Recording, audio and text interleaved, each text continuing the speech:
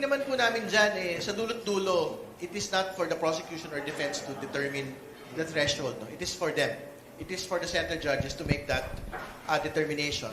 Pero ang linilinaw lang po natin sa publiko pagka tinatanong po tayo, hindi po absolute number yung 16 sa Constitution. Ang nakalagay po sa 16, 2/3 of all senators. No? So, whatever that particular provision means, it will be up for the senator judges to decide.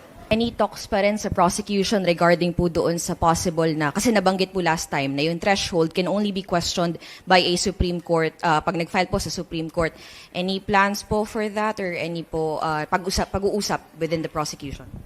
Like what we had previously stated, iniiwan po namin yan po sa Senate Impeachment Court para ho pagpasyahan ito pong threshold po na gagamitin to convict or to acquit the Vice President. No? Kasi sa dulo-dulo naman ho, it is their decision on the threshold which may be the opportunity for any party to actually go to the Supreme Court. So, iiwan po namin yan sa mga senator judges.